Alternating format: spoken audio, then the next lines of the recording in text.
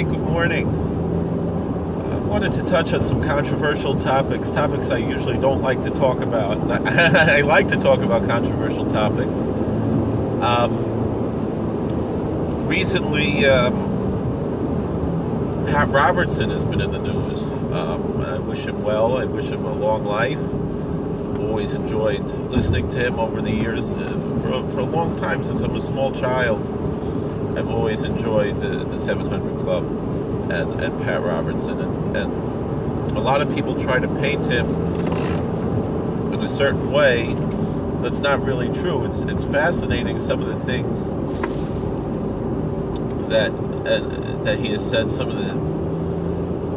the positions he's taken. I don't know if he still holds like this, although he probably does. Many years ago, I remember he said that he was in favor of legalizing marijuana for a very noble reason, because how many young people wind up in jail for the first time and because of a marijuana charge? And I've never tried it. I'm not interested in it, but I do believe it should be legalized, but it has to be legalized in the proper way. You know, the states don't really have the right to nullify federal law and actually allow people to have recreational use of marijuana when the federal law still prohibits it. Meaning the states can take it off of their books, but that shouldn't change the status quo in any way. But the federal government, I believe, should leave that up to the states, 100%. And the federal government should make a law legalizing marijuana and leaving it up to the states to decide. And each state can say yes or no. It's fascinating how, you know, the Democrats today don't want to give President Trump that win, because it would probably have considerable bipartisan support, and I'm pretty sure President Trump would probably sign it into law. Although there is still opposition to legalization, but again, my feeling is leave it up to the states. And considering that many states have legalized, the federal government should just step aside and leave that question up to the states, and each state can decide on its own. But the states today have no right to do that as long as it's federally illegal, even if it's unjustly so.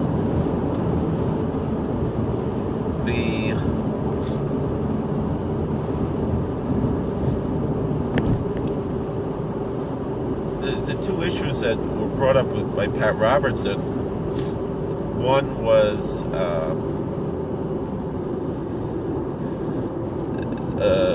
Alabama's abortion bill.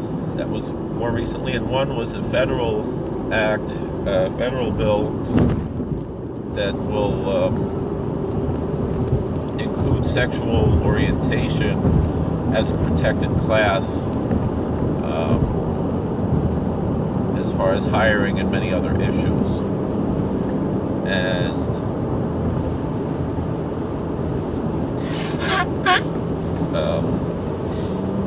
with that in mind, I also saw a video from The Amazing Lucas where there was actually a gay wedding in an episode of a PBS cartoon show, Arthur.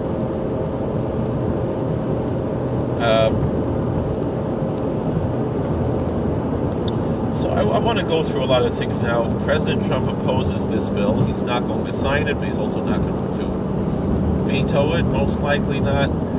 President Trump, for the record, is the most pro-gay president America has ever had entering into office. I say entering into office because President Obama made a big deal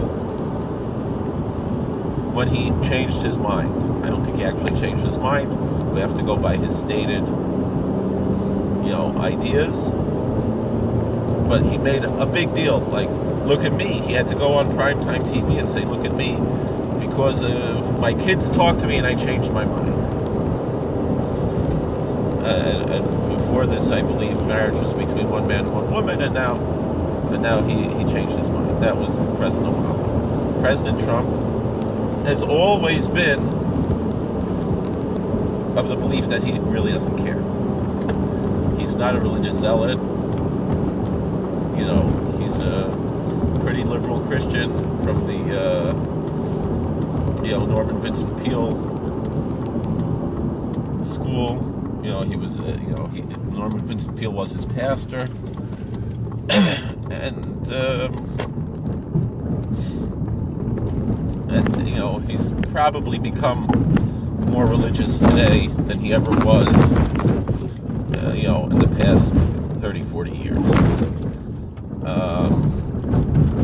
You know, but with that being said, he's very pro-life, but also he's not, you know, he's definitely not anti-gay.